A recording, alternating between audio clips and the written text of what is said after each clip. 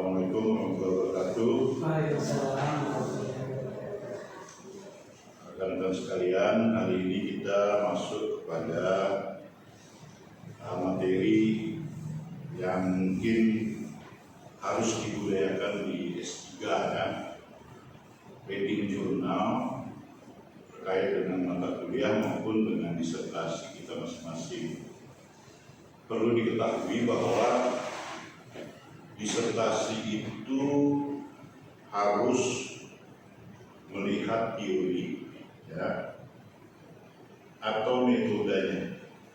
Apakah teori itu sekarang ini sudah perlu kita tinjau? Misalnya Williamson dalam 4 level daripada hierarki yang dibuatnya itu mengatakan bahwa level 1 yang berkaitan dengan embedded itu bisa berubah 100 sampai 1000 tahun, kira-kira seperti itu dibilang. Nah, tetapi kalau kita lihat kondisi sekarang ini, misalnya gotong royong di Indonesia itu telah mengalami perubahan. Perubahan yang kita lihat yaitu setelah masuk sawit ke perusahaan-perusahaan besar sawit ke daerah-daerah kita, itu mulai muncul sikap individualis dari para petani kita. Itu contoh bahwa teori yang dibangun oleh Williamson itu ternyata bisa kita tinjau. Nah, apa penyebabnya? Itu kalau kita uraikan, itu menjadi disertasi yang bagus sebenarnya. Yang kedua, metodologi. Apakah metodologi kalau kita menggunakan misalnya Hayami dengan analisis pendapatan maupun analisis ekonomi menurut Hayami itu masih tepat sekarang ini? BPS telah mengeluarkan satu cara perhitungan yang disebutnya dengan nilai tukar petani. Itu metode sebenarnya untuk menganalisis secara makro tentang apakah usaha tani itu menguntungkan atau tidak. Banyak lagi yang lain. Nah, kalau kita hanya berbicara tentang pelaksanaan sebuah metode atau kita menguji teori ini benar atau cocok atau tidak, itu biasanya untuk S1. S2 sudah mulai sedikit membuat tesis, bikin pernyataan bahwa teori ini itu sudah cocok dengan ini, metode ini sangat baik dengan ini. Nah, dasar daripada pelaksanaan itu adalah state of art, penelitian terdahulu. Jadi kita harus banyak melakukan membaca penelitian terdahulu. Salah satu caranya adalah dengan cara jurnal ini, membaca jurnal. Nah, ini yang harus kita budayakan. Pada hari ini kita akan mencoba untuk melihat bagaimana jurnal reading yang dilakukan, dipaparkan di depan kawan-kawan semua. Mudah-mudahan ini menguntungkan buat kita semua. Kami persilahkan dulu, siapa nih yang mau duluan? Pak Asman duluan. Silakan. Kami coba menyampaikan sedikit sebuah karya deskriptif analisis berdasarkan karya Alessandro Oppes tahun 1998. Kami rasa ini masih sangat relevan ya dengan sekarang. Dia menjelaskan tentang modal sosial atau asal-usul dan aplikasi dalam sosiologi modern. Oke. Dalam penyampaian Alessandro Oppes tahun 1998, dia mengatakan bahwa sebenarnya dalam beberapa tahun terakhir modal sosial itu telah menjadi ekspor paling populer dari teori sosiologi dalam pembahasan atau dalam kebijakan publik. Nah, konsep ini juga menjadi jadi suatu peringatan buat Polres bahwa sebenarnya yang mengatakan bahwa ketika sebuah konsep itu diterapkan pada terlalu banyaknya konteks, ia akan kehilangan makna khusus. Artinya bahwa jika modal sosial dijelaskan dengan berbagai macam permasalahan, dia tidak akan menjelaskan apa-apa. Nah, sebenarnya ada 3 arsitek pemikiran modal sosial menurut Otes.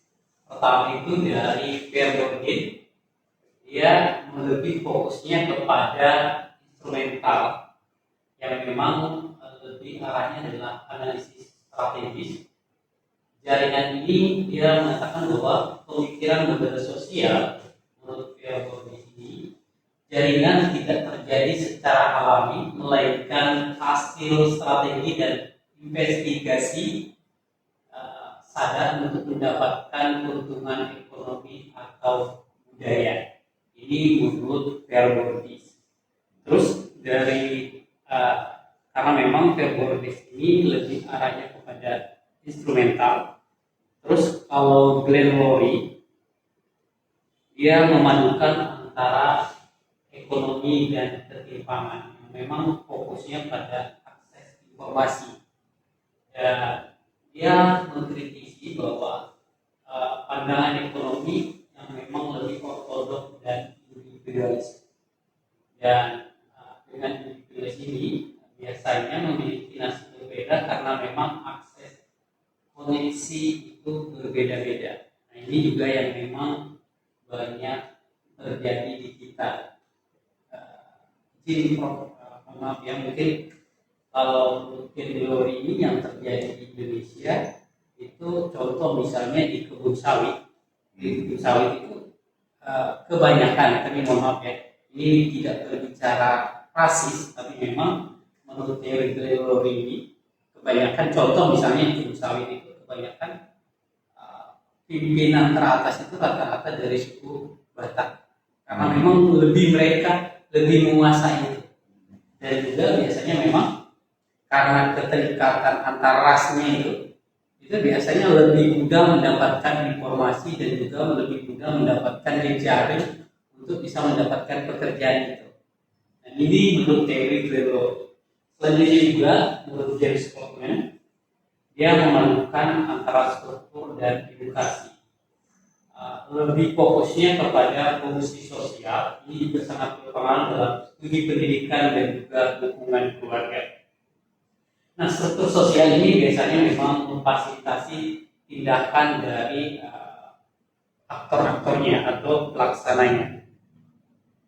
Nah, menurut Popes tadi, dia mendefinisikan modal sosial itu adalah kemampuan aktor untuk mengamankan atau memanfaatkan resource berdasarkan keanggotaan mereka dalam jaringan sosial atau struktur sosial lainnya.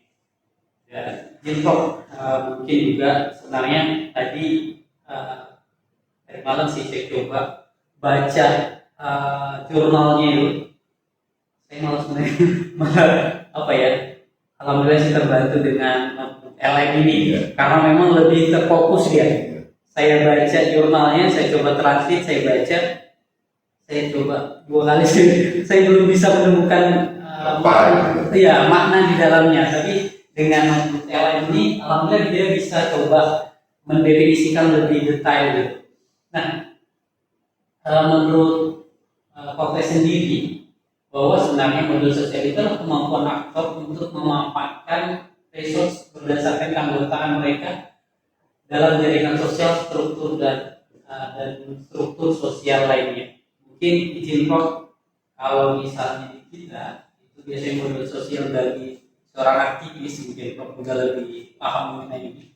Contoh misalnya ini Prof ya, contoh kalau misalnya kita masuk dalam suatu organisasi, modal sosial ini luar biasa. Mungkin Prof juga bisa merasakan sendiri sekarang bagaimana misalnya jejaring sosial dan modal sosialnya dari keanggotaan pramukaannya, modal sosial dari keanggotaan kemahasiswaannya, HMI-nya kan, karena memang kita tahu HMI ini luar biasa menurut kami. Kenapa? Karena hampir semua bidang ada semua gitu, dan mereka juga izin Prof ya, mohon maaf. Yang kami coba lihat sih sebenarnya, dimanapun mereka menduduki jabatan publik, dia akan tetap menampakkan bahwa saya HMI itu Prof ya. Dan dimanapun itu, mau partai apapun dia, yang muncul itu sebenarnya HMI-nya. Artinya apa? Modal sosialnya itu luar biasa di situ. Karena memang menampakkan bahwa sebenarnya saya HMI, dan untuk membangun itu kan ya butuh jejaring, gitu, butuh konektivitas, butuh networking-nya di situ. Untuk itu. Sebenarnya menurut juga ada 3 item sebenarnya, ada pemilihnya, mereka yang mengajukan klaim, terus sumbernya, atau yang mereka menyetujui permintaan, dan terakhir ada sumber dayanya. Biasanya memang yang ini yang memang dituju. Ada informasi di situ, ada uang di situ. Biasanya kan seperti itu. Bagaimana membangun networking untuk memperoleh informasi, memperoleh jaringan, dan itu pastinya ada reward di situ berupa uang biasanya didapatkan. Oke, sebenarnya ada 4 sumber motivasi.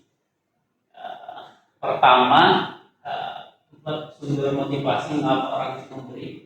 Kalau kita coba kita buat kuadrannya dari timbal balik ataupun dari nilainya. Contoh misalnya kalau dari timbal baliknya, saya membantu kamu sekarang, kamu bantu saya nanti. Artinya apa? Artinya ada timbal balik di situ, ada modal sosial di situ yang memang kalau kita biasanya adalah utang budi, ya, utang budi, Prof. Nah, selanjutnya juga kalau kita misalnya lihat dari timbal balik dari kuadran kepercayaan yang dipaksakan, ini juga biasanya saya percaya pada kamu karena komunitas akan menghukum kamu jika kamu berkhianat. Nah, ini juga biasanya ada beberapa etnis di kita, suku di kita yang memang ini masih sangat terjaga di situ. Contoh misalnya kayak di Bali itu kan masih ada strata sosial, atau misalnya contoh di suku ini mungkin yang bukan berbicara ras tapi ya, ini misalnya di suku Batak atau misalnya di suku Toraja. Nah itu kan masih berbicara tentang ini, bagaimana sebenarnya adat istiadat itu masih sangat dipertahankan. Misalnya kamu menikah, saya sumbang kerbau. Nanti juga kamu akan punya utang kerbau nanti kalau pas anak saya nikah seperti itu. Nah itu juga masih saya rasa sih dengan teori ini masih sangat relevan ya. Selanjutnya kalau kita lihat dari nilainya, terus kalau dari nilai saya memberi karena itu adalah hal yang bermoral untuk saya lakukan. Ini juga biasanya memang melalui introjection-nya itu adalah lebih ke arahnya adalah ke model agama gitu ya. Saya memberi karena ada hal bermoral juga. Terus kalau berbicara tentang solidaritas terbatas atau solidarity, itu saya memberi karena kita memang senasib sepenanggungan. Ini biasanya arahnya adalah apabila kita misalnya ke perantauan seperti itu kan memang satu suku gitu, satu ras. Nah itu yang memang biasanya banyak seperti ini yang memang berbicara tentang nilai di situ. Selanjutnya ada mekanisme instrumental. Nah ini dalam teori yang disampaikan tadi itu ada suatu kasus di mana di situ ada komunitas budaya Yahudi yang sering menyerahkan dan membantu permata bernilai juta dolar untuk diperiksa pedagang lain tanpa kontrak hukum formal. Artinya memang di situ ada bahwa sebenarnya ada nilai kepercayaan di situ. Bagaimana sebenarnya di sebuah studi kasus di pedagang Yahudi itu ya mereka tanpa ada hukum formal di situ dia menyerahkan aja, ada saling kepercayaan di situ.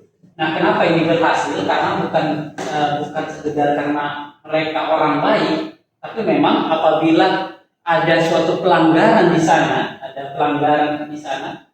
dia akan ada sanksi sosial di situ nanti ujungnya yang kena orang tersebut. Ini yang menurut teori yang disampaikan. Selanjutnya juga ada mekanisme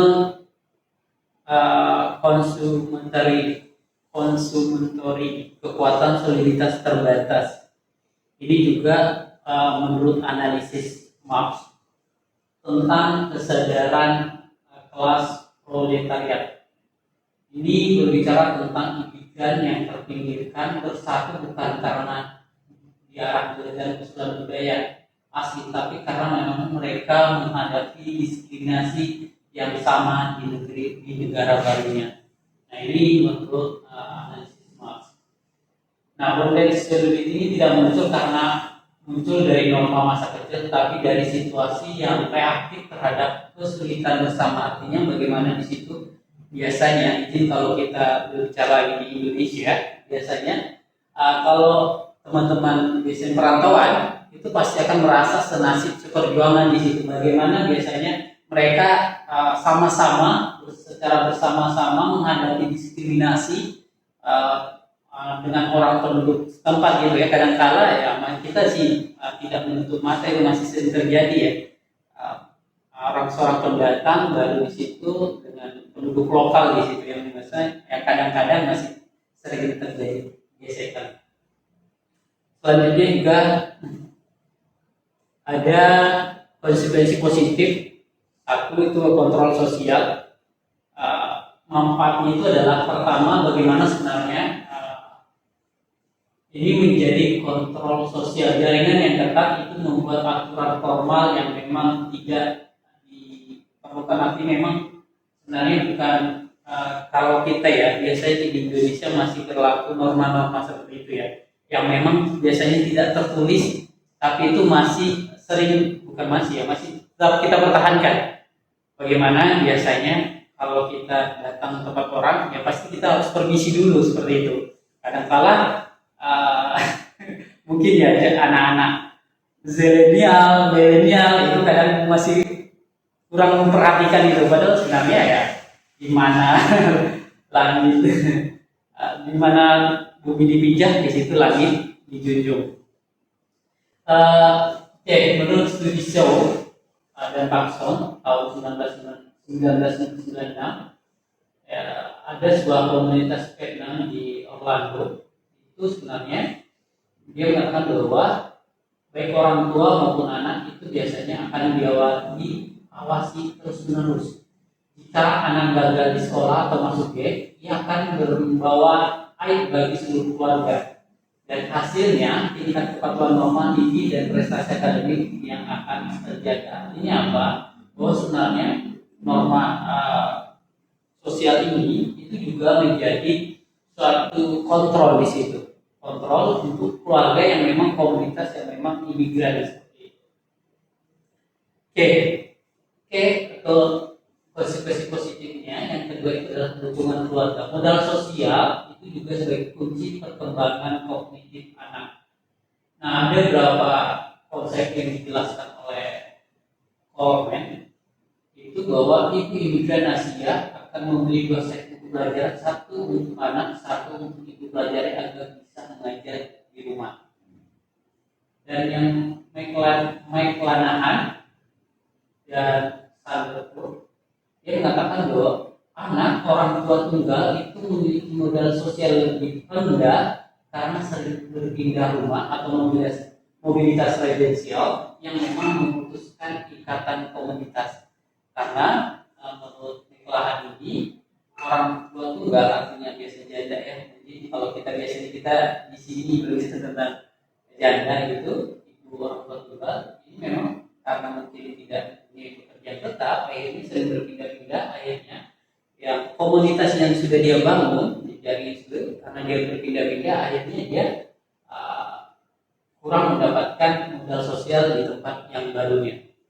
Selanjutnya adalah kompensasinya. Biasanya absennya ikatan komunitas itu juga harus dibayar dengan dedikasi orang tua yang luar biasa. Nah, ini kasus keluarga di Israel. Kalau di sini saya tidak masalah. Masih penelitian kan? Masih penelitian. Oke. Model sosial ini juga bisa jadi pedang bermata dua. Pertama juga kalau kita lihat dari manfaatnya, benefitnya, ini juga akan ada di situ yang paling besar itu adalah solidaritas dan kepercayaan. Biasanya kalau ini kita contohkan dengan perguruan tinggi, perguruan silang misalnya gitu ya. Ini manfaatnya luar biasa biasanya itu. Kalau misalnya mereka solidaritas persaudaraannya sangat kuat. Iya.